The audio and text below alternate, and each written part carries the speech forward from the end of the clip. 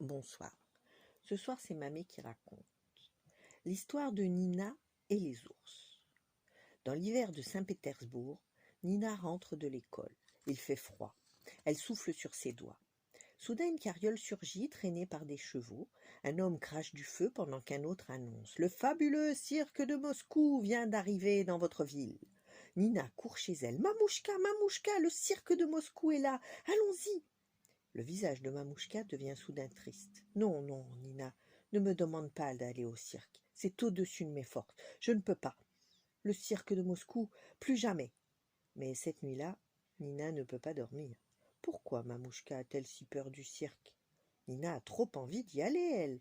Nina se lève, vide sa tirelire et se sauve vers la place.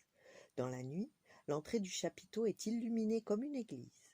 La caissière dit à Nina : « Petite, tu n'as pas assez d'argent. » Nina ne peut renoncer. Elle fait le tour du chapiteau, se glisse sous la toile, il fait noir, mais elle respire avec délice une odeur qu'elle a l'impression d'avoir déjà sentie autrefois.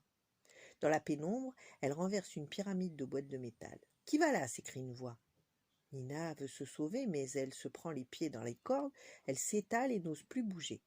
La musique retentit, le spectacle va commencer et Nina est au milieu de l'entrée des artistes. Elle trouve sur une chaise une cape et un chapeau à grelots. Chic, avec ça je ressemblerais à quelqu'un du cirque et je pourrais voir le spectacle. Un clown passe à côté d'elle, il lui enfonce son chapeau sur les yeux. « Petrouchka, c'est bientôt à toi !» Nina est rassurée. On me prend pour quelqu'un du cirque. Soudain on la pousse. « C'est à toi, Petrouchka, vas-y !» Nina se retrouve au milieu de la piste. Le public applaudit. Nina improvise des pas de danse en direction de la sortie.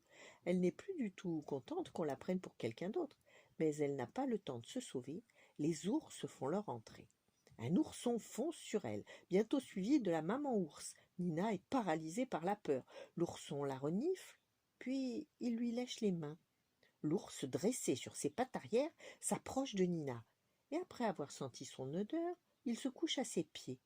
Le dompteur entre, suivi d'une petite fille qui dit à Nina en souriant : « Bonjour petite fille, Petrouchka, c'est moi. » Nina rend vite la cape et le chapeau à grelots à Petrouchka et elle pousse un soupir de soulagement quand le dompteur la prend dans ses bras pour la ramener vers les gradins. « Coquine, ta mère vient d'arriver. Tu imagines sa peur en te voyant sur scène ?» Le dompteur ajoute : « Heureusement que mes bêtes n'ont pas oublié ton odeur. Tu as drôlement grandi, Nina. » Nina n'y comprend rien. Elle se retrouve assise dans le public à côté de sa mamouchka. Il était temps. Les loups sont venus rejoindre les ours. Petrouchka et son papa font leur numéro. Pendant ce temps, Mamouchka, les larmes aux yeux, raconte son secret à Nina. « Autrefois, j'étais trapéziste dans ce cirque.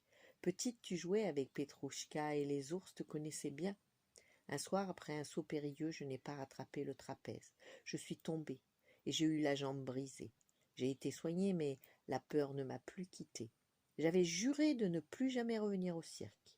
Mais toi, Nina, ce soir, tu m'y as ramenée. » Nina et sa mamouchka regardent émerveillés les jongleurs, les funambules et les cracheurs de feu. Elles respirent l'odeur forte et douce à la fois qui leur avait tellement manqué. Elles contemplent les lumières du chapiteau comme les étoiles d'un ciel bien aimé. Alors tout en elles devient bonheur. Nina et sa mamouchka sont enfin de retour chez elles, au cirque de Moscou. Voilà, bonne nuit, faites de beaux rêves et à demain.